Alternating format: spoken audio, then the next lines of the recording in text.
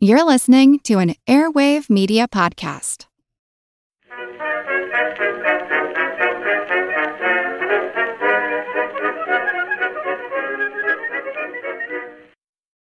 Hello everyone and welcome to History of the Second World War, episode 167, The Invasion of Norway, Part 5, Denmark, Kristiansand, Sola, and Trondheim. This week, a big thank you goes out to Steve and Philip for the donations, and to Michael, Henrik, Eric, Ryan, Lee, and Steven for choosing to support the podcast by becoming members. You can find out more over at historyofthesecondworldwar.com/members. German troops would begin their invasion of Denmark and Norway early in the morning of April 9, 1940. Across both nations, defending forces would be woken up and forced to answer the German aggression in generally quite desperate circumstances. In Norway in particular, the geography of the nation became very important. Wars at times turn on the decisions made by individuals very close to the fighting. And during a surprise invasion, the relatively junior officers near the front had a major impact on the course of the campaigns. This was then exacerbated for Norway by the nature of the fighting, with multiple small and disconnected German landings that put a tremendous pressure on the local commanders to make the right choices, or to at least make the only choices available to them to meet the German attacks. They were not always successful, and in fact the Norwegian efforts would mostly end in failure, but the resistance encountered came as a shock to the German invaders, and in some areas the attacks would be far more costly than planned. This episode will give an overview of the Norwegian defensive forces, and then dive into 4 specific areas that would be under attack on April 9th: Denmark, Kristiansand, Sola, and Trondheim. Over the next several episodes, the podcast will cover the other areas of the invasion, all of which have to be covered separately due to the isolated nature of each action. But first we need to talk about the forces that Norway had to defend itself with. Smaller nations were always at a huge disadvantage when it came to their armed forces, particularly when they were confronted by an aggressive neighbor, a larger aggressive neighbor. And as is so often the case in modern warfare, the problem was really one of money. Throughout the interwar years, the Norwegian military had declined in strength due to a lack of funds. Overall defense spending would fall to just $9 million in 1935. While it would increase in the years that followed, the Norwegians would run into the same problems of other nations that were trying to rearm at this same time: a lack of things to buy. The vast majority of the military hardware used by Norwegian forces were imported from abroad, particularly Britain and France. But these purchases became far more difficult as they struggled to meet their own rearmament goals. This resulted in a situation where the Norwegians found it difficult to even spend the money that they had, which meant that when the war started, they had millions in funds on hand with little to spend it on. When it came to organization, the army was split into 6 zones, with each zone being designated for a division of troops. In theory, if the army was fully mobilized, there would be around 120,000 soldiers, but some of that number would be men that were barely trained and equipped, and it would be very challenging to support all of them if they were in the field at the same time. The Norwegian Army Air Corps was able to field 62 aircraft, but only 19 of that number were modern types, with 9 British Gladiator fighters, 4 Italian bombers, and 6 German HE-115 torpedo bombers. The Norwegian Navy would also play a very important role in the fighting that would occur during the German invasion, and it was divided into 3 different zones of defense. The most heavily armed ships were 2 quite old coastal defense ships, but these 2 ships were built all the way back in 1900, so you can imagine they were getting on in years. Many of the other ships of the Navy were built before the First World War, which limited their general strength and utility against the very modern German ships that they would be facing. The bulk of the more modern strength of the Navy would be found in its destroyers and torpedo boats. 4 of these destroyers were very recently built, with the first of the class entering into service in 1936, and 2 additional destroyers of that same class still under construction, so they were 100% brand new. But overall, the Norwegian Navy was capable of launching some operations, but they were handicapped by how many areas of Norway they needed to protect from an invasion, which spread their already thin resources in a way that made any concentration of force impossible. The general weakness of the Norwegian Navy, at least when compared with the forces that Germany would have available to it, would make the fixed defenses around the ports or around Norway very important when it came to stopping the German invasion before men even got ashore. And those fixed defenses will be a major part of what we discuss over the next several episodes. While Norway was the ultimate target of the German operations, a critical part of the plan was the quick capture of Denmark and the airfields at Aalborg. The invasion of Denmark would begin just after 5 a.m. on April 9, 1940. The leaders of Denmark were in a rough spot when information about a possible German invasion began to trickle down into Danish army intelligence. The Danish military was in no way capable of real resistance against a German invasion. The numbers just were not there, and so the government decided to not deploy or mobilize the military. The theory was that it was important not to do anything to provoke German aggression, a decision that did not prevent the German invasion, but did prevent any action from the Danish military until less than an hour before the first German troops crossed the border. This meant that all the Germans encountered at the border were some frontier guards, not that much different than they would have encountered in peacetime, and it was only later that elements of the Jutland division of the army would come into action. By that time, other German units were already coming into action, with 96 airborne troops dropped on some bridges and the troops of the 198th Infantry Division executing an amphibious landing to capture some of the bridges that connected Jutland and Zealand. Just minutes after the first troops crossed the border, German units were also already on their way to Copenhagen. This attack against the Danish capital came in the form of a marine landing from an auxiliary mine layer, which was used as a troop ship to move units into the harbor of Copenhagen, landing them at a pier on the north end of the city and allowing German troops on board to quickly go ashore and move around the city at will. There were some opportunities for Danish defenders to fire on the German ship, as there were forts guarding the entrances to the harbor that could have attacked the auxiliary mine layer. But given the general confusion of the situation, the defenders were not sure what to do, and therefore decided not to engage with the ships as they were making their final approach. One of the key targets for those troops in Copenhagen was the citadel, which was quickly captured from its 70-man garrison. Then the troops moved on to the palace where the Danish king was captured. While all of these operations had went exactly as planned, the real prize for the entire invasion, the entire reason that Denmark was invaded in the first place, were the airfields at Aalborg. These would be captured by German paratroopers who were dropped at 7 a.m., with a fleet of 53 transport aircraft immediately following after to deliver a battalion of infantry troops which fully secured the airfields for use during the operations against Norway that would follow.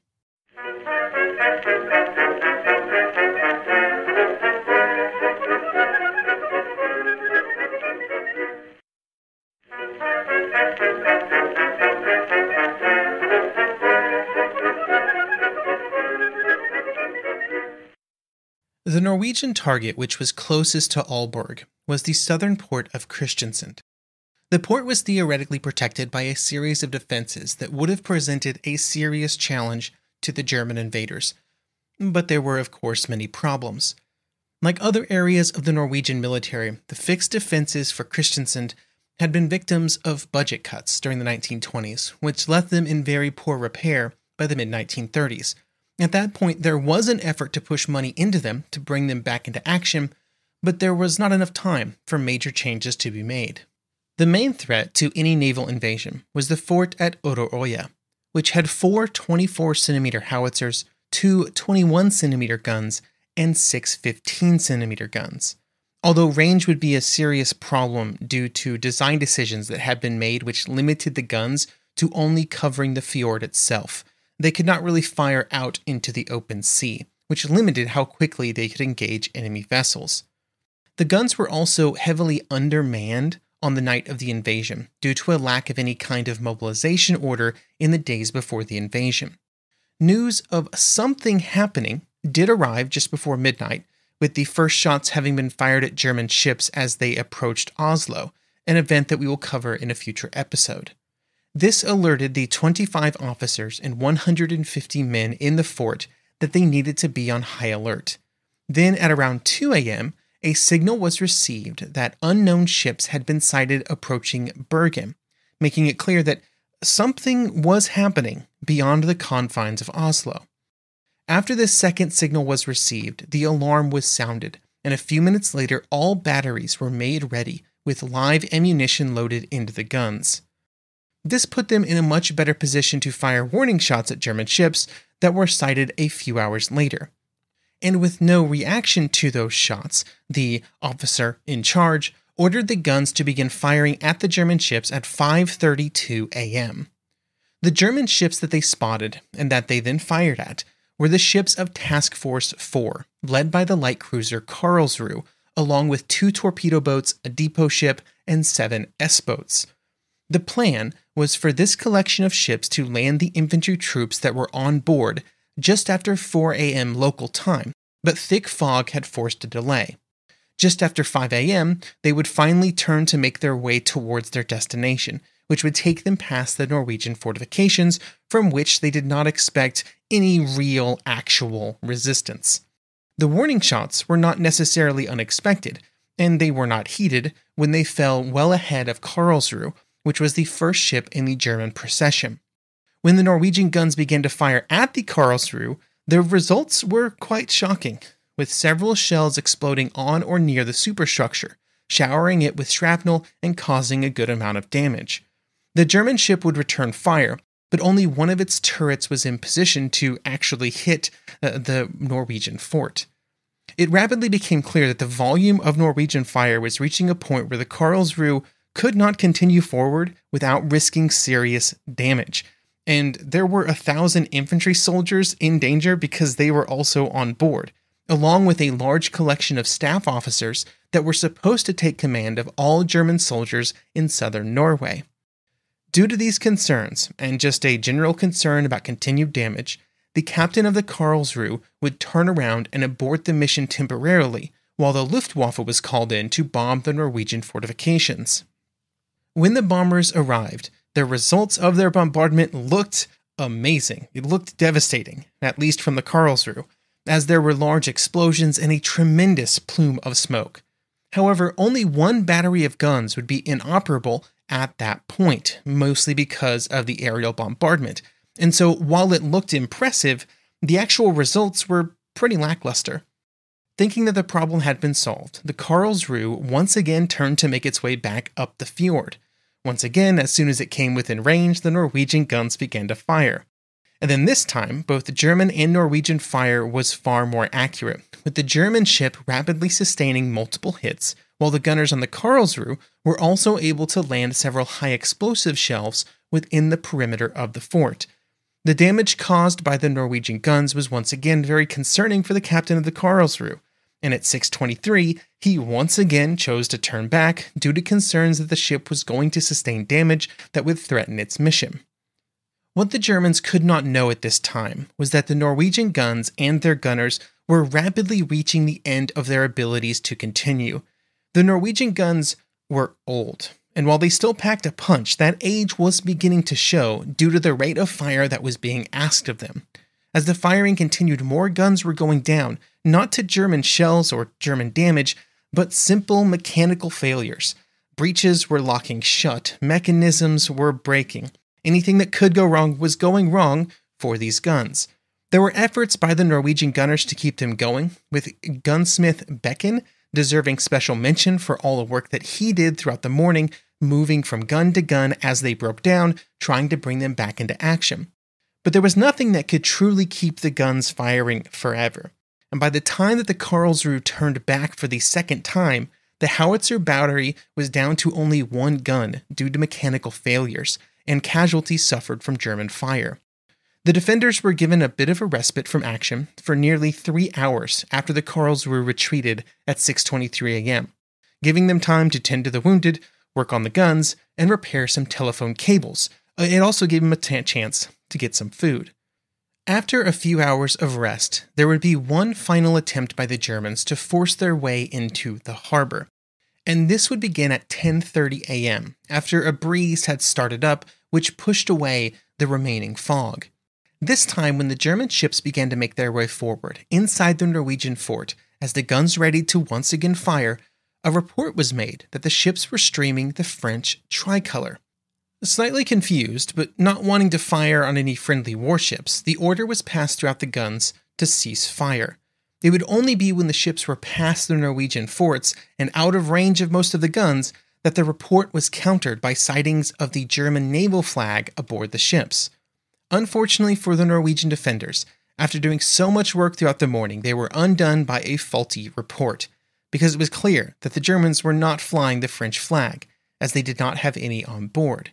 They did have British flags, with there being some discussion before the invasion that they could have been used to sow confusion among the Norwegians, but no French flags were present.